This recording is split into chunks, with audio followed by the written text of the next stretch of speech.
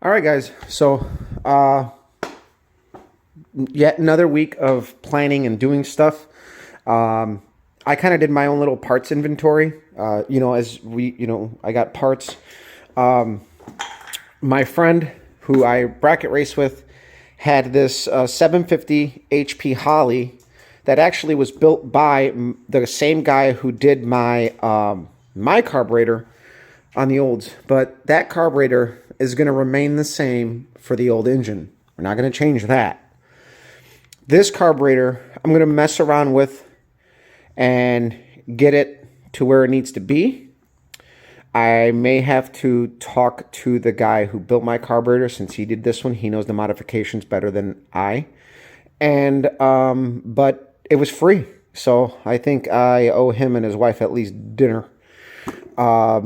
I busted out my guide plates. I ordered my parts today. I'm replacing cam bearings, main bearings. I'm going to clean the block out. And this actually will be the first engine that I build in the basement. I have plenty of room out there. I moved the toolbox out of the basement and I took it to work. And I have all kinds of room now. So actually it wasn't really a toolbox. It was more of a tool cart. But I needed to change my setup because my tool cart constantly was overflowing. So I saw the benefit of having a tool cart with more drawers, more tools on the shop floor versus at my toolbox, constantly running back and forth. It is a big shop. So there's that. The cylinder heads I dropped off at my buddy's place on Saturday. And I'm actually going to be able to go over to the machine shop and we're going to be able to do videos on the Surdy. He will probably take over and I will let him do all the talking on that and on the work. Not only that, on the porting that he did, he is interested in actually flowing those cylinder heads. So I'm going to let him do it because I actually want a little time to set up the basement for to build the engine. And I have a cellar door entry point to the basement, so I just have to build a ramp and get one of those pneumatic wheeled radio flyers from Harbor Freight that will hold a block, an engine to go up and down the stairs. Obviously something that is lower to the ground is easier to move, and to pull it, you can't have it high going into the basement. So I got that figured out. So this is actually the oil pump from the 350 that's in the car. I'm still trying to find out what spring originally came in this pump because this pump was blueprinted. It was messed with. I want to set it back to stock specs. And the only reason I put a different oil pump on the car was because we had a sticky bypass valve on this thing. But it turned out that the engine that this came out of was really, really bad to the point where this thing had some heavy shrapnel in the actual bypass that was making it stick. Even though I cleaned it, I didn't catch that in the bypass. So lesson learned there. So I have this, and then I have the Kenny Bell. This is actually a really cool oil pump. You could see it's been modified for taller gears with this plate. This was a Dale Smith or Dave Smith modification. He did all of the Oldsmobile stuff, I believe, for Kenny Bell when Kenny Bell used to sell Oldsmobile parts. So this is pretty much like a modified stock pump with taller gears. It's got the welded on, modified pickup tube for the oil pan. It's a unit. And when I built that engine, this is the oil pan I bought. I bought this whole oiling system from a guy in Texas who's a forum member on the forum that I'm on. And you can see that 2 inches has been added to the oil pan for added capacity. And that's about 7 quarts. And actually, I really like this oil pan because it fits my engine diaper really, really well versus the bulky Moroso pan. So I actually prefer this. And the design of it, I think, keeps more oil in the sump than anything. Again, this is a stock modified Olds pan. So if you guys wanted a 7 quart capacity pan, you can weld 2 inches to your stock one. shape it and weld it in. Obviously, this is all gas welded, man. This is all done by hand. You can tell, but it's held up. I mean, this is OG, old custom stuff, man. So that's a cool piece, and I'm going to stick with that. I got my Harlan Sharps. I got 2 sets of Durabond cam bearings coming. That was really hard to find. So I'm just sitting here, babbling, kind of updating you guys. Obviously, we're keeping the rod bearings. The pistons need to be cleaned.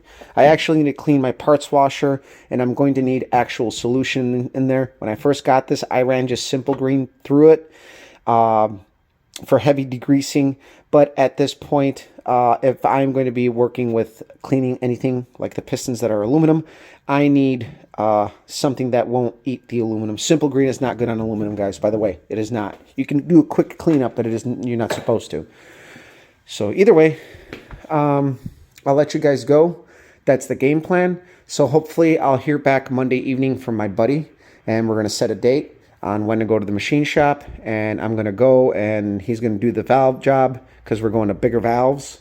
He's going to resurface the heads. He's going to drill and tap the heads for the bigger studs, which is why we're going to go to the Harlan Sharps, and we are the Harlan Sharps. We are going to add a stud girdle because there is power to be had in valve train stability. Now, it's been publicated in one of the Oldsmobile building books that they create more issues than blah, blah, blah. But it actually has been proven that there is horsepower to be made in valve train stability. And I was only running 3/8 studs with a 5/16 base on a pretty heavy rocker. This is a stainless steel rocker, so there is no doubt in my mind. My valve train was rocker arms were moving around. So there's power to be had there, and I'm going to go ahead and do a stud girdle as an upgrade as well.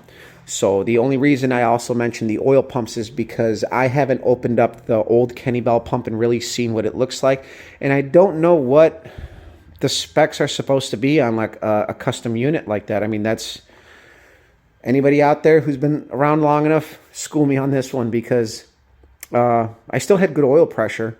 But the oil pressure wasn't exactly what I probably would have wanted it to be.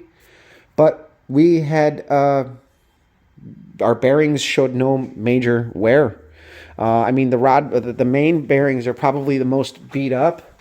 And this is like the worst of it. And this is like, it's not bad. Those are 2, 3, that's 5, 4, and 3 you're looking at right there.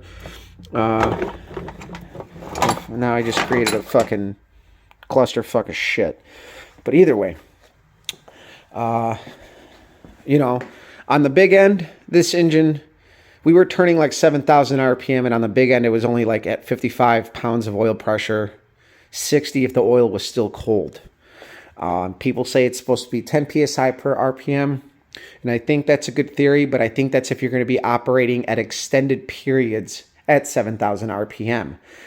This thing would see 7,000 RPM for like a split second, and then I would shift and the RPM would drop. So I think that's a good rule of thumb, but I think like that would be more important in a NASCAR Formula One situation where you're constantly driving at an extended RPM for long periods of time. And that's just my thinking. So either way, I've bored you guys long enough. I figured I'd let you guys know what's going on. I am setting up that distributor to be locked out. I have to order the lockout plate, and it's also going to get set up for an HEI, not an HEI, MSD. I do have to put a retard start button on it if I'm going to be locking it out, which I go through the MSD and just get the little start retard, and that's not a problem. I have the MSD box, so we're going to be doing some cool stuff here soon, and I'm going to be doing it in the basement, so it's going to be pretty lit up, and I'll probably have more room to set up a camera on a workbench, so I have to do stuff like that. And if you guys follow along in the last engine build, I'm going to take you guys along for the freshen up of this engine as well. So thanks, share, like, subscribe. We'll see you around.